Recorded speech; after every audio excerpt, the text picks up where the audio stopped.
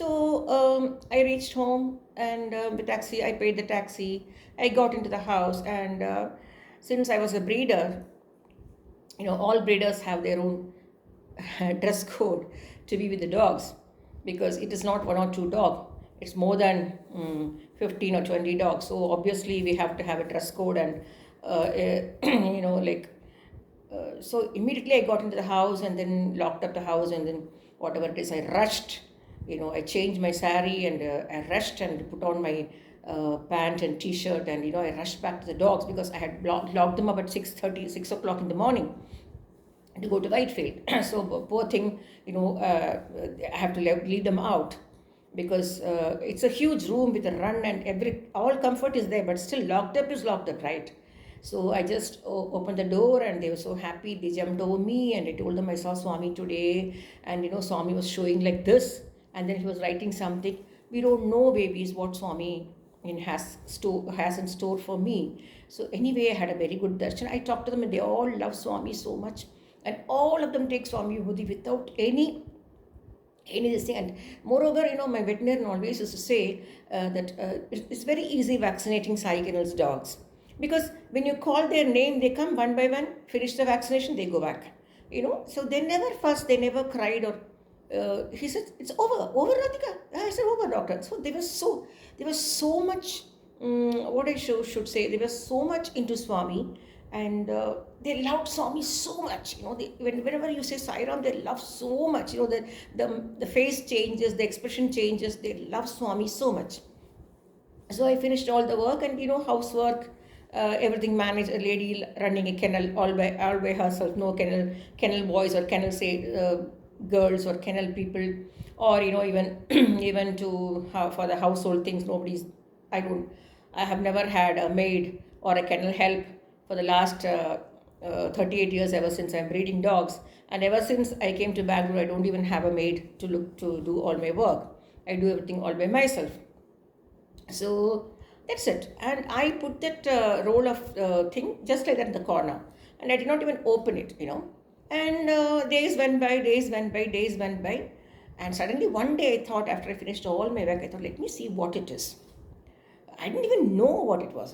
So I suddenly remembered there's one paper roll, which that shopkeeper gave me. How come I did not even open it? So I just opened the newspaper I removed the newspaper which had covered that roll of that's photograph, and I opened it. There comes the poster, what you saw, what I posted in my vlog, surrender. So I was thinking, what is a surrender? Then I read the whole thing, what Swami has written in that, what does surrender means. And I was correlating all those things with what my Narayana Tata had taught us as a small child. Even when we have fever, at maybe 6 or 8, my Tata used to say, "Amma, mulla endrundu ukkandukriya." So my mother's mother used to say, "Ayyo, adu chinna kulandai, appa rathri ellam pani fever vandirukku andha kulandaki. அதை போய் காலம்பரம் எந்திரிக்க 4 மணிக்கு நீங்கள் எந்திருந்தா நீங்கள் எதுக்கு அந்த குழந்தைய எழுப்பி உட்கார வைக்கிறீங்க? Meaning, you get up at 4 o'clock. Why do you want to wake this child of 6 or 8-year-old child to sit, even though she's suffering from fever?" All the children, all my brothers were all trained that way. So that was the basic, it was cemented. To be frank, the foundation was cemented so strong, and this surrender poster and the writings in the surrender poster, the words in the surrender poster was very much like what my Narayana Tata taught me. Because being a girl child, I was sent to my Tata's place during my vacations. I've told you, I was now not allowed to learn bicycle.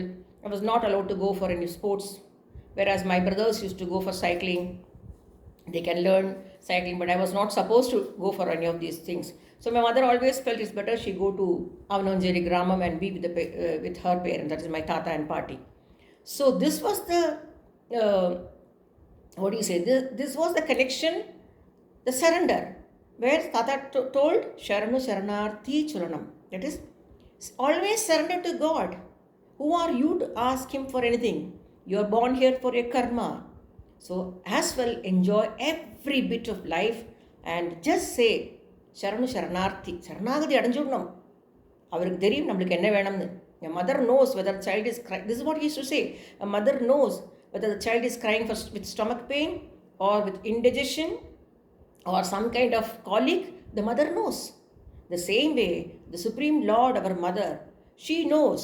The same way, Swami is our mother, Lord. So Swami knows what I need, what I don't need. So the surrender poster was such an eye-opener to me, thinking, my God, this is what my Narayan Tata taught me when I was around 8 or 10. Whenever I go to Avnanjeri Gram during my holidays, this was what he used to talk about, surrender, Sharanagati. Onnum kekka vidadu. Never ask God. Don't tell you did this for me. Don't tell I'll give Abhishekam, so do this for me. No, don't bribe God. God is not sitting there to write your destiny. He always used to say, and even Brahmakumari's Sister Shivani's talking, that speech, discourses were most similar like my Tata. Tata always used to say this. If destiny is written by God, everybody will be happy. There's no need for hospital, no need for schools, no need for colleges, no need for doctors. So destiny is not written by the parents. If the parents are given privilege to write the destiny of their children, definitely they'll write everything good for the children, right? So how can God be bad to write our destiny? God is not writing our destiny. We are born here with our own karma. So now, why Swami prepared me with the surrender poster, I'll talk to you later in another 2-3 days. Be prepared. It's very, very, very fearful for people who are like ordinary people. It's very, very fearful what I'm going to talk. But for people who are spiritually in the spiritual path, not in the ritual path, in the spiritual path, and